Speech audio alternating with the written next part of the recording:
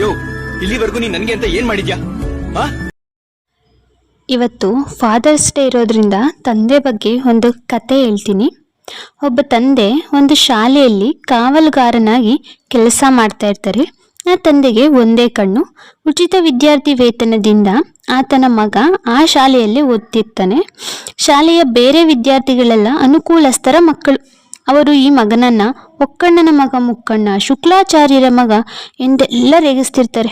ಹುಡುಗ ಚಿಕ್ಕವನಿದ್ದಾಗ ಈ ಹೀಗಳಿಕೆ ಕೇಳಿ ಅತ್ತು ಸುಮ್ಮನಾಗ್ತಿದ್ದ. ಪ್ರೌಢಶಾಲೆಗೆ ಬಂದ ಮೇಲೆ ನಿನ್ನಿಂದಾಗಿ ನನ್ನನ್ನು ಎಲ್ಲರೂ ರೇಗಿಸ್ತಾರೆ ಅಂತ ಅಪ್ಪನನ್ನ ದೂಷಿಸ್ತಿದ್ದ. ಪದವಿ ತರಗತಿಗೆ ಬಂದ ಮೇಲೆ ನೀನೇಕೆ ನಮ್ಮಪ್ಪನಾದೆಯೋ, ಒಕ್ಕಣ್ಣನ ಮಗನಾದದ್ದು ನನ್ನ ಗ್ರಹಚಾರ ಎಂತಿದ್ದ. ಒಮ್ಮೆ ಗೆಳೆಯರು ಅವನನ್ನು ತುಂಬಾ ಪೀಡಿಸಿದರು.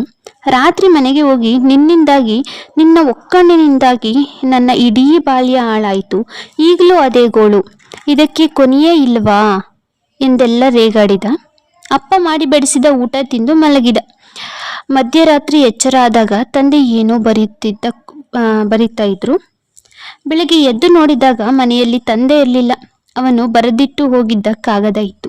ಕಾಗದದಲ್ಲಿ ಹೀಗೆ ಬರೆದಿತ್ತು: ಮಗು, ನನ್ನ ಒಕ್ಕಣ್ಣಿನಿಂದಾಗಿ ನೀನು ತುಂಬ ಅವಹೇಳನೆಗೆ ಈಡಾಗಬೇಕಾಯಿತು.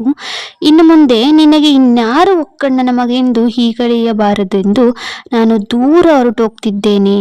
ಇನ್ನೆಂದು ನಿನ್ನ ಕಣ್ಣಿಗೆ ಕಾಣಿಸೋದಿಲ್ಲ. ಹೋಗೋ ಮುಂಚೆ ಒಂದು ಮಾತು, ನಾನು ಒಕ್ಕಣ್ಣ ಹೇಗಾದೆ ಎಂದು ನೀನು ಎಂದು ಕೇಳಲೇ ಇಲ್ಲ. ನೀನು 2 ವರ್ಷದವನಿದ್ದಾಗ ಕೈಗೆ ಸಿಕ್ಕ ಪೆನ್ಸಿಲ್ನೊಂದಿಗೆ ಆಡುವಾಗ ನಿನ್ನ ಕಣ್ಣನ್ನು ನೀನೇ ಚುಚ್ಚಿಕೊಂಡೆ, ರಕ್ತ ಸುರಿಯಿತು. ವೈದ್ಯರ ಬಳಿ ಕೊಂಡೊಯ್ದೆವು. ವೈದ್ಯರು ನಿನ್ನ ಆ ಕಣ್ಣು ಸಂಪೂರ್ಣ ಹಾಳಾಗಿದೆ ಎಂದರು. ನೀನು ಒಕ್ಕಣ್ಣನಾಗಿಯೇ ಬಾಳಬೇಕಾಗಬಹುದೆಂದು ಹೇಳಿದರು. ನಮಗೆಲ್ಲ ತುಂಬ ದುಃಖವಾಯಿತು. ಇದಕ್ಕೆ ಪರಿಹಾರವಿಲ್ಲವೇ ಎಂದು ವೈದ್ಯರನ್ನು ಕೇಳಿದಾಗ, ಯಾರಾದರೂ ಕಣ್ಣು ದಾನ ಮಾಡಿದರೆ ಆಗಬಹುದು ಎಂದರು. ಆಗ ನನ್ನ ಬಳಿ ಕಣ್ಣನ್ನು ತೆಗೆದು ನಿನಗೆ ಜೋಡಿಸಲಾಯಿತು. ಹಾಗಾಗಿ ನಾನು ಒಕ್ಕಣ್ಣನಾದೆ. ನನ್ನ ಕಣ್ಣು ನಿನ್ನ ಬಳಿ ಇದೆ, ಅದನ್ನು ಜೋಪಾನವಾಗಿ ನೋಡಿಕೊ.